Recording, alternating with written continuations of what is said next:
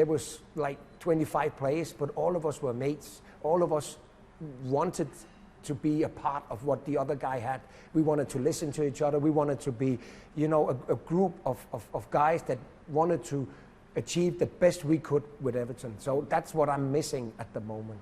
In your life, you mean you're missing that camaraderie? And that, camaraderie, the bond there is between players. And I think it's a very, very important thing when you come into work and you see the next guy next to you, and if you don't want anything to do with that guy, how can you perform together with that guy? I think you need to have that friendship, and I think that's a big part of modern football as well.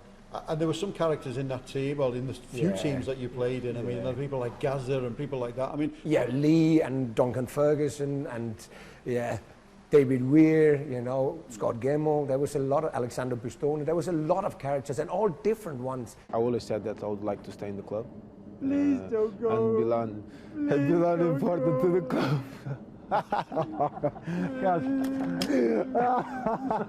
Please don't go, Ahmed. Please. All of these lads, we had came from different backgrounds, all of us, but in some weird way and wonderful way, we all found each other at Everton and done miracles. Were you as mad as people thought you were? No, not a chance. I agree with you, just for the record. Yeah, thank you. No, I wasn't. I just loved it so much, and the passion I have for football, it shined through. And that was for me one of the main things for me was you know, I was just a happy lad. Everyone, including me, I have to be honest, we were surprised when we heard that you were going to Real Madrid. Yeah, me too. I have a little story with that, you know. My agent called me and said, Madrid is calling.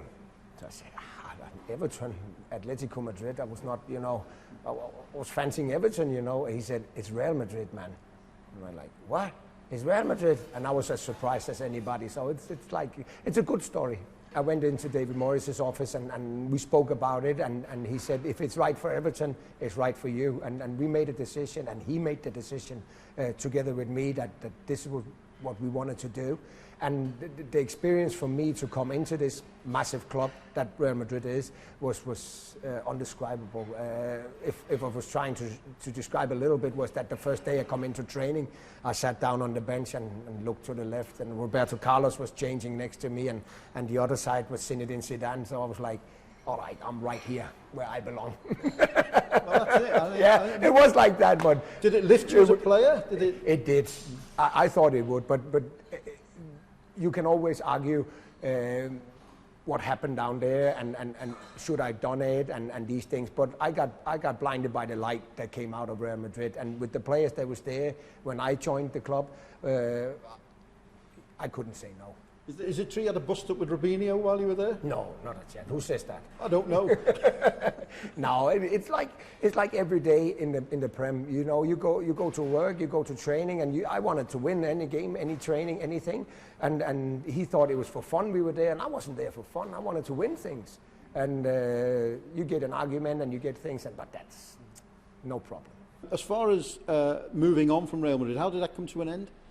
Madrid they were very clear in what they wanted from players, and they brought in Capello as the manager, and he was straight up with me, and he said, I like you as a person, but as a player I will not be using you here. You know, so he was straight up with me, and he said he hadn't got any space in his team for me. I could have chosen to sit down and you know, be mad or whatever, be angry, but I chose to join a fantastic club in Celtic, and I don't regret that at all. And I just think that it was quick and it was painless in Madrid, so that's what it was. I remember reading something in David Weir's book actually, where he talks about you being in the tunnel for the Old Firm derby, and you know, he's like nerves, he's looking straight ahead, he couldn't keep his mind on anything else but the game, and you came and got your arm around his neck and said, hello Davey. I mean, is that part of your game, was to sort of relax people? And no, I don't know if a part of my game. David was on the other side, so I was trying to, no, I saw David Weir when we were in Scotland, and we played together for many years at Everton, and on the park, fierce rivalry, but when we were outside, I was allowed to say hello and how are you, because I spent yeah, 4 or 5 years with David here at Everton. So that was what it was, no more. The end of your career, I mean, how sad were you that football came, you know, you talked already It came about too quick, yeah. It came too quick. And that's one thing I can say as well. Stay as long as you can. Treat your body right. Do not smoke. And do the exercises that the fitness coaches tell you, because your body lasts longer and you will regret it if you don't play as long as you can, because this is a fantastic game. Have you ever thought about management, seriously? Is coaching something for you? No, I haven't. I haven't thought. I want to be a journalist like you. Well, I'm not a journalist. You're great. You've had an interesting life since football, though, haven't you? Yeah. Is it poker? You've been very successful. It's not. You'll never know. You'll never know. No, you'll never know. You've had an interesting life. I have, yeah. Anything you can tell us? Yeah, I played for Everton and Celtic and Real Madrid and Hamburg. So that, if that's not interesting enough, I don't know. This is every boy's dream to play in the Prem and in Real Madrid. So that's interesting enough for me. You're doing all right, aren't you? I am. I'm fine, yeah. I noticed that you've kept your Scouse accent as well. Yeah. I mean, no Glaswegian in there, but you've kept your Scouse accent. No, I wasn't there long enough in Glasgow. Loved every minute though, but I was here very long. So It is there though, isn't it? You do actually. it's a little bit. I try to keep it down, but it is there. Tell us a bit about this fantastic project you've been involved in. You're helping a Sunday League team to stop smoking and get fitter. Yeah, it came by that Chains Incorporated contacted me about this project, and we are trying to get a message through that young guys and girls and guys, should stop smoking. It's not worth it. And we started this project here with all these young guys up here, and they really wanted to quit, and we came in with this project and they thought it was fantastic. And we've seen the delight on the lads' faces when you came in tonight, but of course you train with them. And how's it been for you, you know, to get involved like that?